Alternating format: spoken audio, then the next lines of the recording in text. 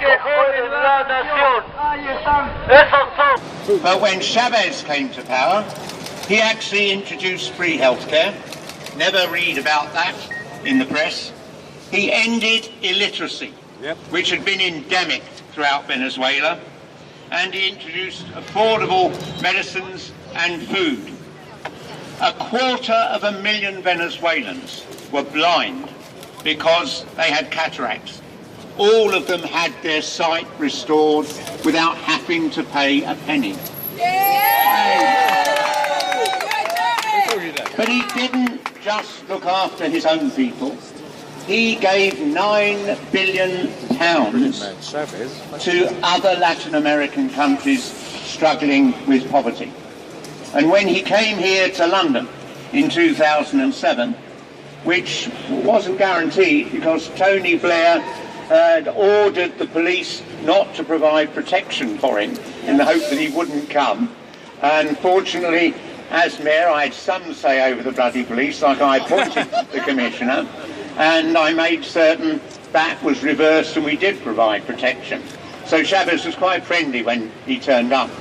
But the legacy of his visit is the fact that he gave City Hall £14 million so that we could cut the fares by 50% for people on benefits. That was bloody wonderful.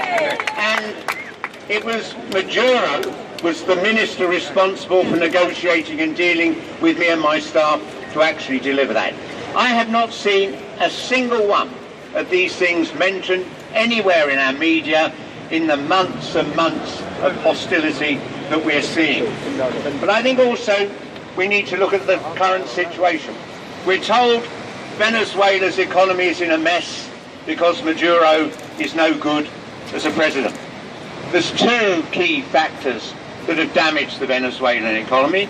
One is the collapse of oil prices, and don't forget, Venezuela has the largest oil reserves of any nation on the face of the planet. It's bound to have a huge impact. But then you have to ask, what has the American government been doing to undermine their economy with illegal sanctions? And it's not just Venezuela. America's sanctions against Iran, Nicaragua, all of these are illegal under international law. So why don't our government stand up to them? They are absolutely bloody appalling. But the simple fact is that when he came to power, he increased the taxes on the oil companies, BP, Shell and Exxon. He raised the taxes from 16% to 30%. Hardly revolutionary. I mean, not like the good old days of the Attlee government where the richest were paying 98% bloody tax. But immediately we had the situation where the Assistant Secretary of State of the USA, Otto Reich, had a secret meeting with Venezuelan billionaires.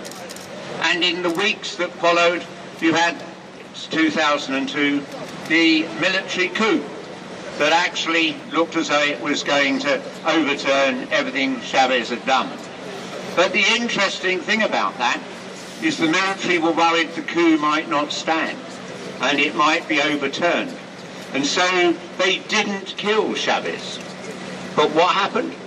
3 Americans, presumably from the CIA, were flown into Venezuela to kill Chavez. I know this because he told me about it personally as we were having a nice cup of coffee after our financial deal. And he was confined to a room where an army sergeant who was armed was controlling him, in charge. As the 3 Americans walked into that room, that sergeant realised they weren't just going to kill Chavez, they'd most probably kill him because they didn't want a witness to this assassination. And so he turned his gun towards the 3 and said, "Leave the room or I'm going to kill you." Without that sergeant, Chavez would have been murdered by America. And don't believe for 1 minute this was just rogue elements. I'm certain that was authorised by President Bush at that time. And it's not new. 8 American presidents authorised the murder of Fidel Castro. And bizarrely, the CIA actually were liaising with the mafia to help organise those assassinations. I could go on all day just working my way through the 60 instances since the end of the Second World War where America's intervened to overthrow governments it didn't like. And America talks about we're fighting for democracy. No, almost all of them, democratically elected governments, like Iran in 1953, overthrown by an American-backed coup, and Haiti, and all across the world this has gone on. It's never been about democracy. It's been about America being able to continue to rip off the economy of the world, each giant corporations making hundreds of billions, whilst around the world people live trapped in poverty. That's what Chavez and Maduro are fighting for. That's why we should stand with them, and that's why the British government should do nothing to comply with America's sanctions, and no Bank of England should be doing anything to undermine the Venezuelan economy. Shame on our bloody bank. Thank you. Shame on them! Thank you very much, Ken.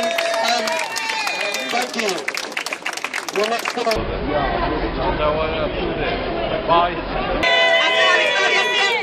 Becoming members.